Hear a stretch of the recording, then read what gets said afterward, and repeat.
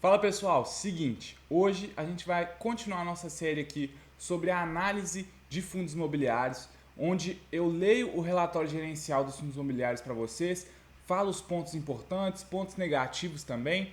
Então é uma análise bem legal, uma análise que você aprende muito sobre o fundo e como que é feita essa leitura do relatório gerencial. Hoje a gente vai estar falando aqui sobre o BTLG11, um fundo de logística aí, um dos maiores, um fundo que eu gosto bastante e eu vou estar aqui apresentando esse fundo para vocês. Então bora lá. Bom, sem muita enrolação aqui, a gente já abre aqui o RG do BTLG. A gente pode ver aqui que no próprio nome dele ele já fala que ele é de logística. Esse relatório aqui é de novembro de 2024, foi postado agora há pouco, tá? Hoje é dia 3 de dezembro, então foi postado por agora. Eles colocam aqui que a BTG, a gestora desse fundo, ela foi eleita a melhor gestora de real estate da América Latina, que é a melhor gestora aí de fundos imobiliários, né, da América Latina. E aqui, nessa parte, a gente já pode ver algumas informações sobre o fundo. Eles começam falando aqui sobre o objetivo do fundo. Então eles colocam: o fundo tem por objeto a obtenção de renda e ganho de capital por meio da exploração de empreendimentos imobiliários focados em operações no segmento de logística. Então, o objetivo deles é obter renda e também ganho de capital operando aí no segmento de logística. O gestor coloca aqui para a gente as principais características do fundo, né? Nós podemos ver que eles já fizeram 13 emissões, tem uma taxa de 0,90% ao ano sobre o valor de mercado do fundo, tem aí 43 milhões de cotas, mais de 43 milhões, e é gerido, igual eu já falei aqui, pela BTG Pactual. O valor de mercado do fundo aí é mais de 4 bilhões de reais. Ele tem atualmente 365.839 cotistas, tem um dividend yield de 9,7%, o último rendimento distribuído por cota foi de 0,78%, possui 36 imóveis e tem uma vacância financeira de apenas 1,4%. Então esses são pontos importantes que a gente tem para ver aqui, que o gestor já fala para a gente logo antes de apresentar o fundo. Ele também destaca aqui um WALT de 5 anos, que é um prazo médio aí do vencimento dos contratos, né, é de 5 anos. Eu já vou falar mais para frente aqui sobre esse prazo, por isso que eu acabei não destacando ele aqui, porque eu já vou falar para você sobre isso, o que eu acho sobre esse WALT e sobre os contratos do BTLG. Bom, vamos agora para a parte de mensagem aos investidores. Aqui é uma aba onde o gestor ele conversa mesmo com você. Ele fala sobre algumas informações que ele vai mostrar no relatório, explica elas, então é uma parte muito importante da gente estar lendo, porque explica muito, esclarece muita coisa sobre o relatório. Então vamos lá, eu destaquei algumas coisas importantes aqui para a gente. Ele coloca primeiramente que o relatório desse mês foi atualizado para refletir as movimentações da carteira do fundo, ocorridas no mês anterior, incluindo a aquisição de 14 ativos e a venda de outros 2. Então a gente já pode ver aí, né, que o fundo adquiriu 14 ativos e vendeu 2. Está bem ativo aí nas suas operações. Com isso, o fundo passa a contar com 36 imóveis e 5 desses já estão em processo de venda. Então aí o fundo está, se vender esses 5 imóveis, vai ter aí 31 imóveis no seu portfólio.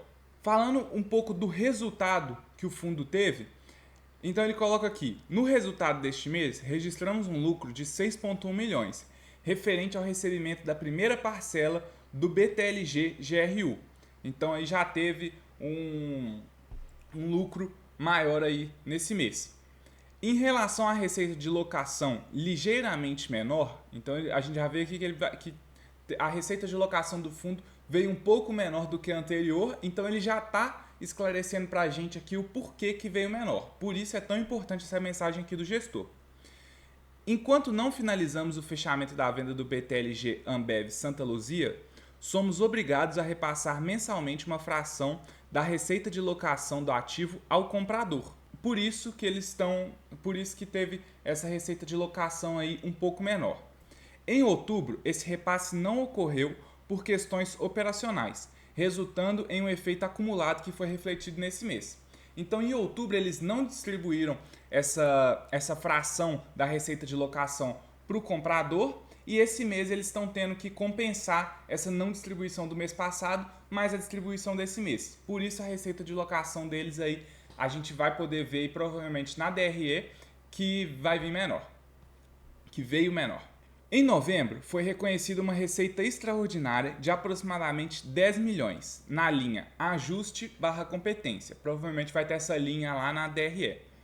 Referente, entre outras coisas, a receita de aluguel decorrente do período de descasamento entre o pagamento do sinal e o saldo da primeira parcela da aquisição dos 13 ativos, conforme fato relevante do dia 16 de outubro.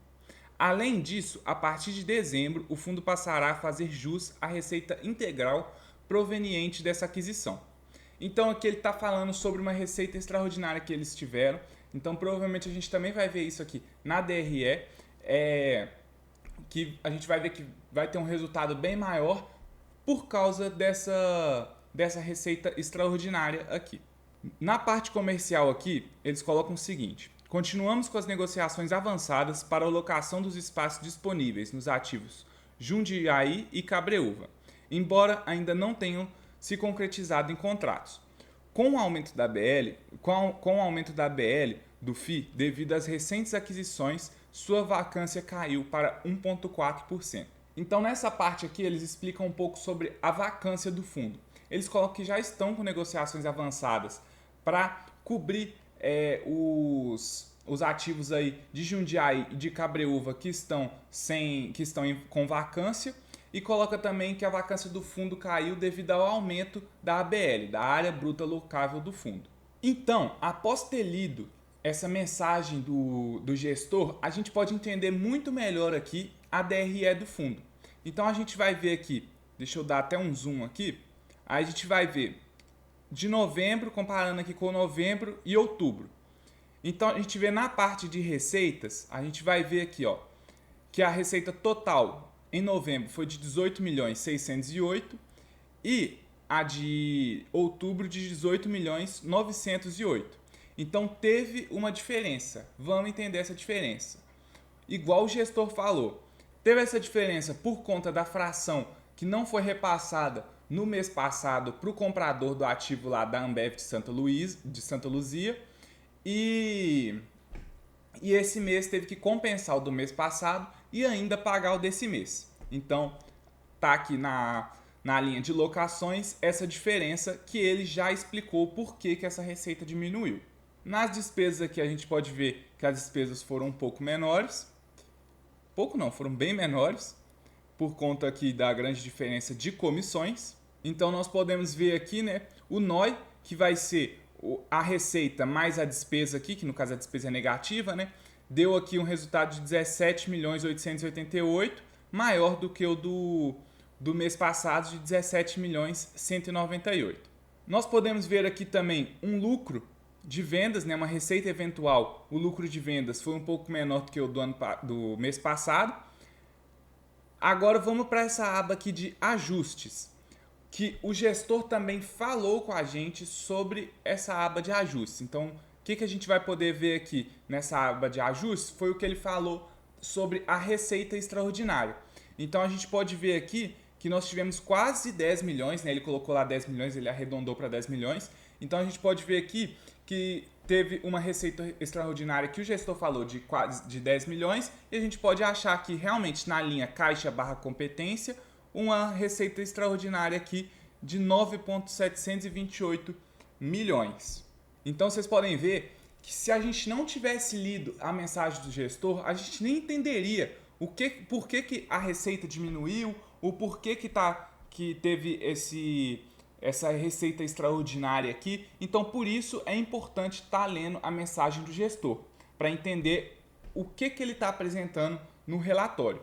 Então, nós chegamos aqui no final da DRE com um resultado de 43.625.000, e esse resultado reflete por cota R$ 1,01 por cota. Então, resultado muito alto. O fundo ele costuma distribuir 0,78 por cota e ele conseguiu um resultado de 1,01 por cota. Muito também decorrente da receita extraordinária de 10 milhões, é claro. Igual a gente pode ver aqui no resultado anterior, ele teve um resultado de 0,87 por cota. Um resultado também muito acima, aí, né, quase 10 centavos acima do que ele distribui. Então, a gente pode ver aqui que o resultado por cota foi de 1,01. As despesas do FII aqui, né, como taxa de administração e outras despesas que eles não especificam aqui, foi menos 0,08. Então, o resultado líquido do fundo foi de 0,93 por cota. Se o fundo ele conseguiu um resultado de 0,93 por cota e ele distribui 0,78 por cota, ou ele pode distribuir tudo, o resultado todo que ele gerou, ou ele distribui o 0,78 e o restante ele guarda, que a gente chama de reserva acumulada. Então, com essa reserva acumulada, já que ele gerou mais do que ele distribui, ele manda para a reserva acumulada e no mês que ele não conseguir gerar o resultado mínimo aí, que é o valor que ele paga para os cotistas, se ele não conseguir gerar um resultado de 0,78 por cota, ele vai usar essa reserva de emergência, essa reserva acumulada, para conseguir completar esse 0,78. Então, por exemplo, mês que vem o fundo consegue um resultado aí líquido de 0,60 e ele distribui 0,78.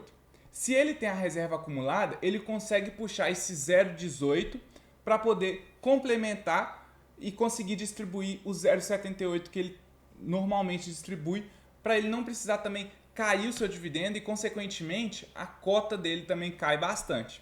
Então, é importante manter esse dividendo ou subir esse dividendo. Cair nunca é interessante. Então, a gente pode ver aqui que o fundo ele tinha 0,05 de reserva acumulada. E depois desse resultado, ele tem 0,21 de reserva acumulada. Outra informação interessante que o fundo coloca aqui para a gente, ainda na DRE, é o lucro projetado com vendas em curso. Então ele está projetando um lucro aí de vendas que já estão sendo negociadas de 1,44 por cota. Então um lucro aí muito bom também. Bom, saindo da DRE aqui, a gente vai para a parte da carteira do BTLG. Começando aqui pelos vencimentos de contratos, igual eu falei para vocês aqui, o WALT, que é o vencimento médio aí dos contratos, é de 5,2 anos. Eu acho um vencimento muito baixo, um vencimento um período muito curto.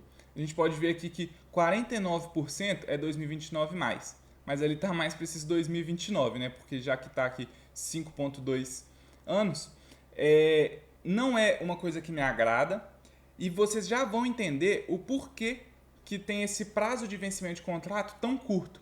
Eu já fiz um vídeo explicando para vocês sobre os contratos, sobre os tipos de contratos dos fundos. E o BTLG ele usa um tipo de contrato que não me agrada.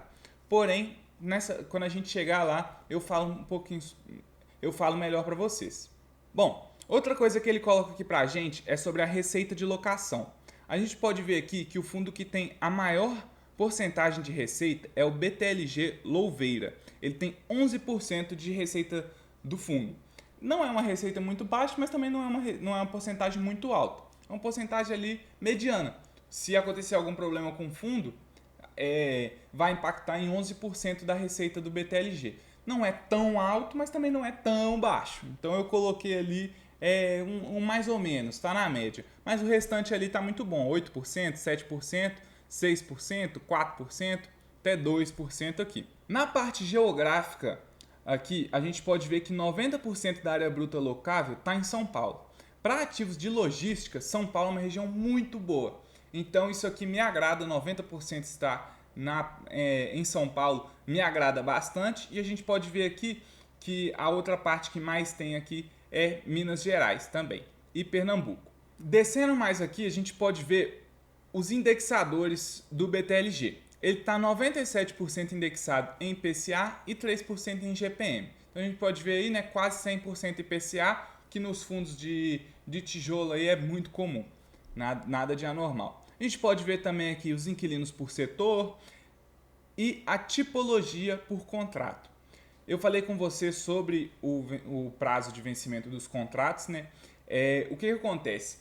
A gente pode ver aqui que o BTLG ele usa 65% dos contratos deles são contratos típicos. E os contratos típicos, eles têm esses prazos menores e também tem multas menores. Então são contratos que eu não gosto muito. Se você quiser entender um pouquinho mais sobre os contratos, sobre os tipos de contratos que a gente tem nos fundos imobiliários, eu fiz um vídeo específico disso, falando só disso, e vocês vão entender o porquê que o contrato típico não é um contrato que eu gosto muito. Então é um ponto aí negativo, na minha opinião, do BTLG 11. A gente pode ver aqui os tipos de multa deles, que vai refletir aí também sobre os tipos de contrato, e a gente pode ver aqui que 55% dos contratos tem multa só de 4 a 12 aluguéis. Então, se o inquilino resolver sair do nada, romper o contrato, ele tem que pagar ali 4 meses de aluguel, por exemplo. Então é muito pouco. A gente pode ver aqui que normalmente esses 29% aqui provavelmente são de contratos atípicos, que é só 29%. Esse saldo remanescente quer dizer, se eu fiz um contrato de 10 anos e no 5º ano eu quebro esse contrato, a multa que eu vou ter que pagar é os 5 anos que faltam para o meu contrato encerrar. Então é onde passa mais segurança para o cotista, porque o inquilino não vai querer sair de lá, porque a multa é gigantesca. A gente pode ver aqui que 10% é de 13 a 18, também assim, uma multa razoável. E aqui 7%, 3 aluguéis, que não é nada, né? A vacância do fundo é uma vacância muito boa, a gente pode ver aqui que tem 1% esse mês, então diminuiu a vacância aí, estava mantendo os 2% de vacância e agora está em 1%, uma vacância muito boa. No setor logístico é difícil de achar alguns fundos que tem a vacância muito alta, né? Porque os inquilinos não costumam muito sair dos seus galpões, por exemplo. Nós podemos ver aqui também a rentabilidade do BTLG depois que a gestão BTG começou. A gente pode ver aqui que ele superou o CDI líquido, que eles colocam aqui embaixo, né? Tem esse 1 aqui, que é o CDI, considera a tributação de 15%, então é o CDI líquido, o Ibovespa e o IFIX. Então, o BTLG superou todos esses índices aí desde quando a BTG assumiu. Aqui ele fala um pouquinho sobre os ativos deles, sobre onde fica cada ativo, né? Eu destaquei novamente aqui os 11% do BTLG Louveira, mas isso eu já falei com vocês. Ele fala também detalhadamente aqui sobre cada ativo que eles têm, sobre qual a porcentagem de vacância do ativo, onde que é o ativo, a ABL do ativo, o contrato do ativo. Então, ele destaca bastante aqui. Como são muitos ativos, eu não vou estar falando sobre eles aqui com vocês, senão o vídeo vai ficar gigantesco. Se vocês quiserem ver, é só vocês acessarem lá o RG do BTLG. Aqui, nesse resumo dos ativos aqui, a gente pode ver também quantos locatários que tem no ativo. E uma coisa que eu quero destacar aqui para vocês é que o ativo BTLG Louveira, que representa 11% da receita do fundo, ele tem 5 locatários. Então eu até destaquei de verde aqui, porque isso é bom. O fundo ele tem a maior representação da porcentagem da receita do fundo, porém ela está dividida em 5 locatários, em 5 inquilinos. Então dilui esse risco. Então eu falei tanto aí que era mais ou menos esses 11% desse ativo, porém como ele é dividido em 5 inquilinos, ele dilui bastante o risco e não se torna um problema mais para o portfólio do BTLG. Aqui eles colocam também os top locatários deles, né? Então eles têm locatários bem grandes aqui, né? O Açaí, Mercado Livre, Ambev, Amazon, Nestlé, Claro, Coca-Cola, Shopee, Natura. Tem vários inquilinos aqui muito grandes e que passam mais segurança também, porque é mais difícil, por exemplo, de uma Coca-Cola ficar inadimplente, de uma Amazon ficar inadimplente, um Mercado Livre ficar inadimplente, porque já são empresas aí bem consolidadas. Outra parte aqui importante a gente falar sobre o BTLG é sobre a alavancagem dele, sobre as dívidas dele.